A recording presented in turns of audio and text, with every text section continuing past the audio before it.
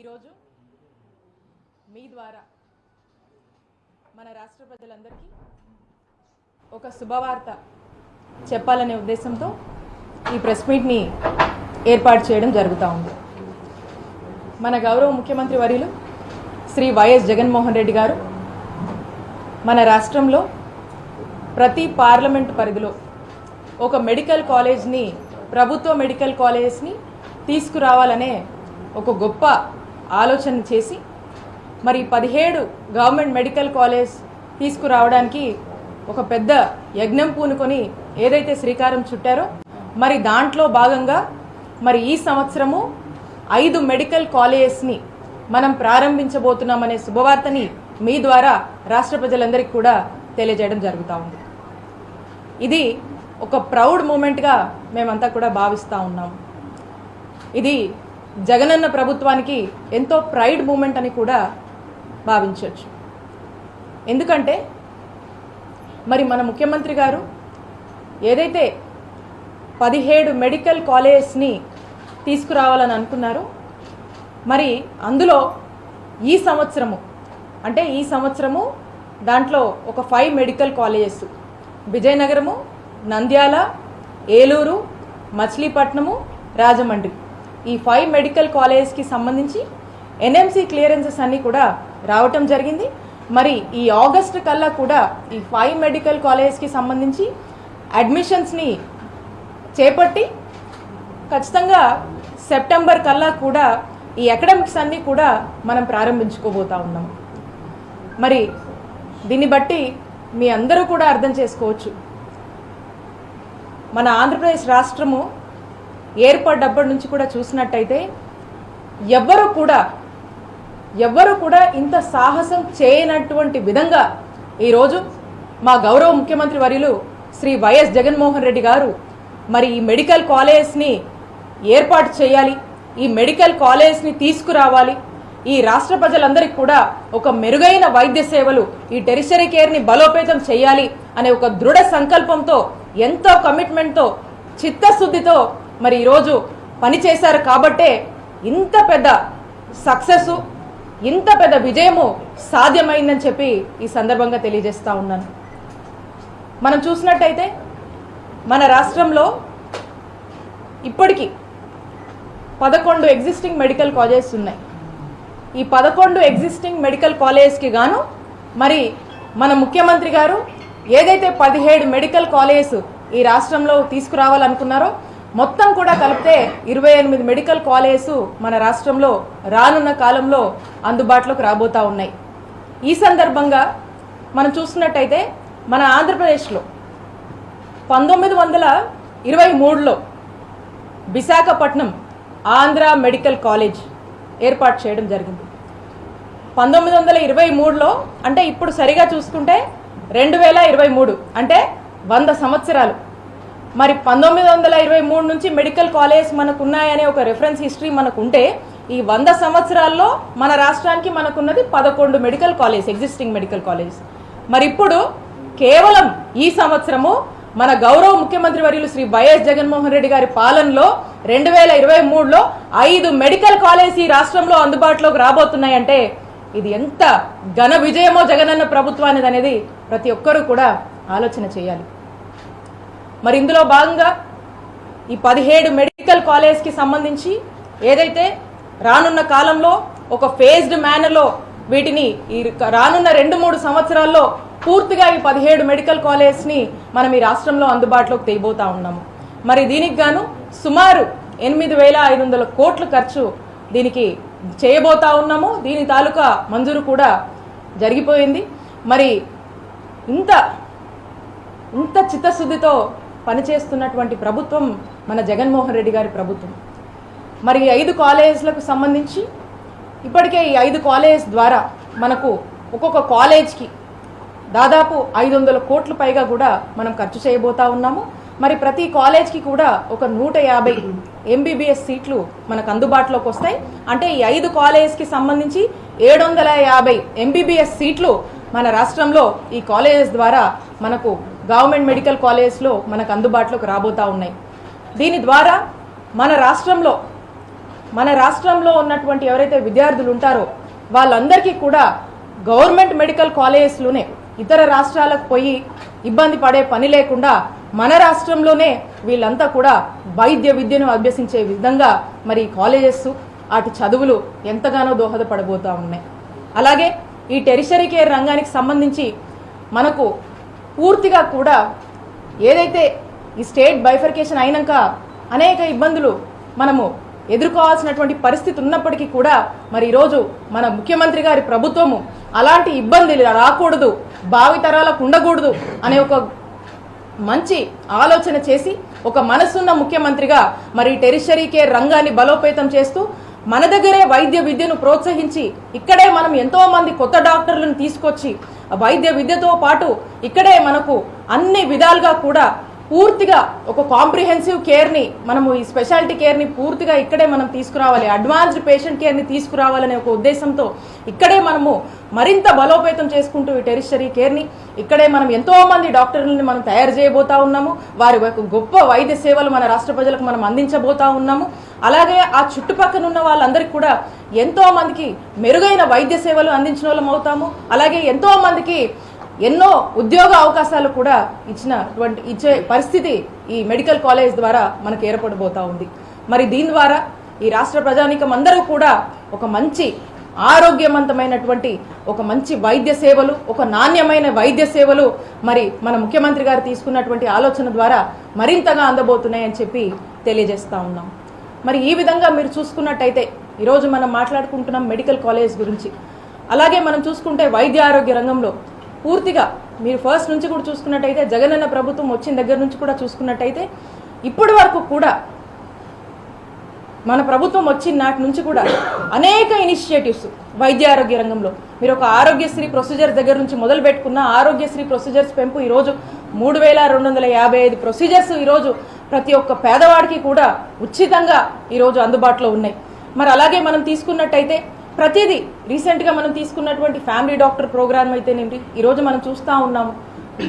గ్రామాన doctor YSR village clinics పరిధిలో ఏదైతే ఫ్యామిలీ డాక్టర్ సేవలు అందుతూ ఉన్నాయో వైద్య సేవలు ప్రతి ఒక్కరూ కూడా ఎంతగా వైద్య సేవలు ఒక గ్రామాన ప్రతి ఒక్కరికి కూడా ఆ గ్రామస్తులకు ప్రతి పేదవాడికి కూడా ఈ వైద్య సేవలన్నీ కూడా ఎంత చేరువ మన ముఖ్యమంత్రి గారు చేశారో మీ అందరూ కూడా చూస్తూ ఉన్నారు.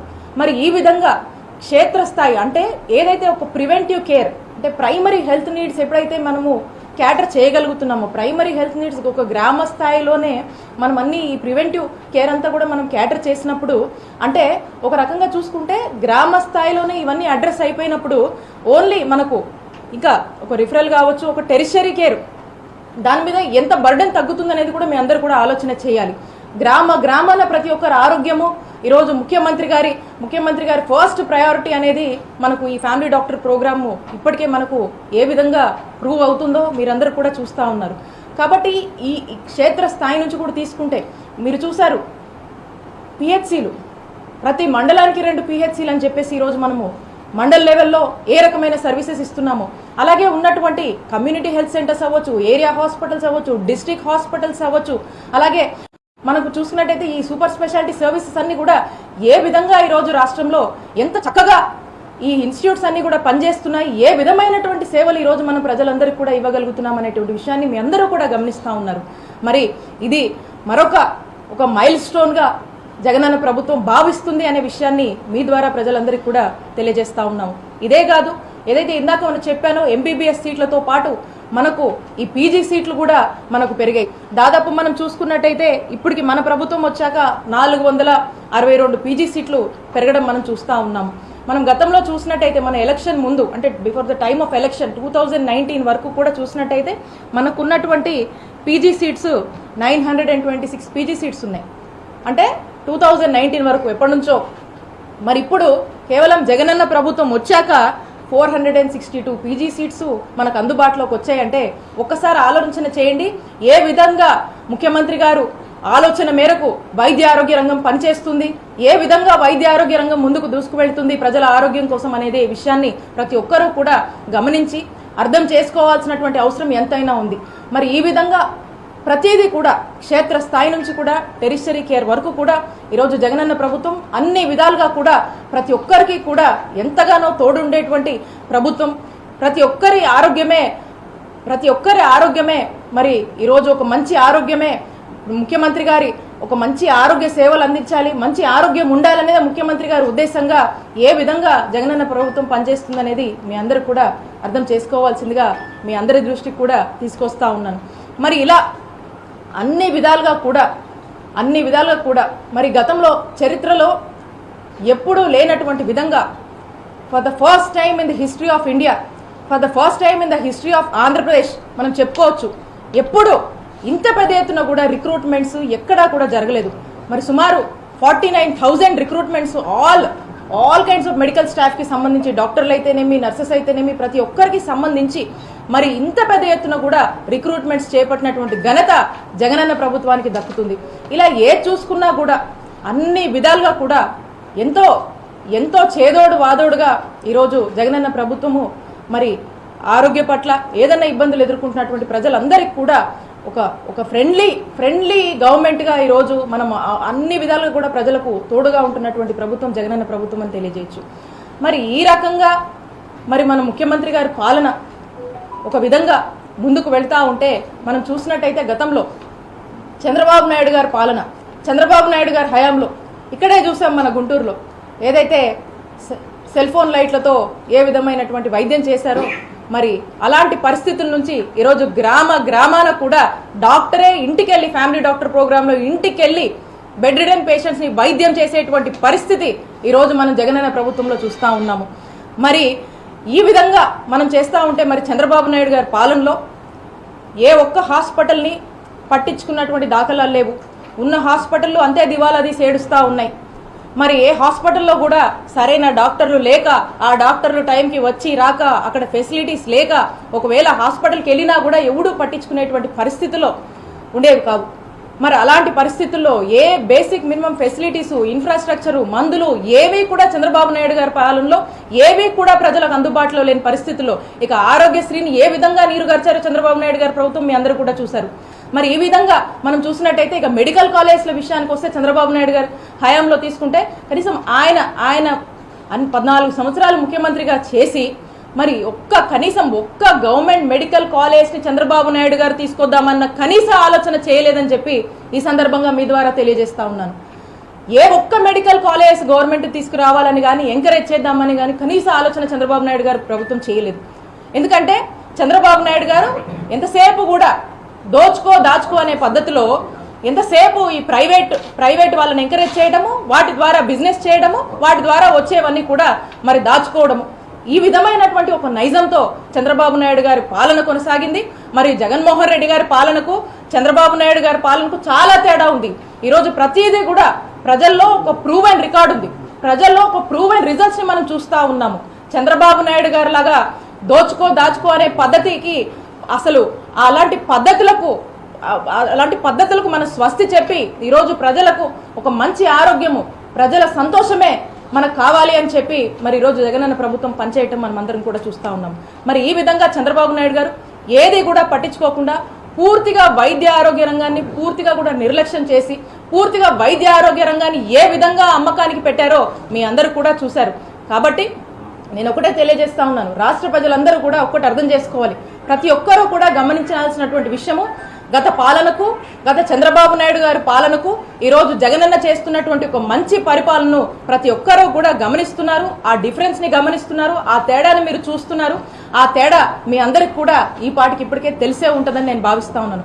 కాబట్టి ఈరోజు ఏదైతే ఒక చక్కటి శుభవార్త రాష్ట్రంలో పూర్తిగా ఏదైతే 17 మెడికల్ కాలేజ్ అనుకున్నామో మరి దాంట్లో 5 ప్రారంభించబోతున్నాం అనేటువంటి శుభవార్త ఈరోజు మీ ద్వారా రాష్ట్ర ప్రజలందరికీ కూడా తెలియచేయాలనే ఈ శుభవార్తని మీ ద్వారా రాష్ట్ర ప్రజలందరూ కూడా మరి జగనన్న చేస్తున్నటువంటి మంచిని, మరి మన ముఖ్యమంత్రి గారు అనుక్షణం పేదవాడి కోసము ఆరోగ్య ఆంధ్రప్రదేశ్ దిశగానే ఏ విధంగా అడుగులు వేస్తూ పనిచేస్తున్నారనే విషయాన్ని మీ ద్వారా తెలియజేస్తామనే ఉద్దేశంతో ఈ ప్రెస్ మీట్ని ఏర్పాటు చేయడం జరిగింది. Thank you. అంతా కూడా ఫేజ్డ్ మేనర్లో జరుగుతుంది. ఖచ్చితంగా అవి కూడా మనం ఫేజ్డ్ మేనర్లో జరుగుతాయినా ఈ 2-3 ఇయర్స్లో మనం కంప్లీట్ చేసుకుంటాం. ఎస్, ఇప్పుడు 5 మనం స్టార్ట్ చేస్తాం. ఏంటి ఈ 5 కాలేజ్ మనం అడ్మిషన్స్ కంప్లీట్ చేస్తాం. సెప్టెంబర్ నుంచి అకాడమిక్స్ కూడా మనం స్టార్ట్ చేస్తాం.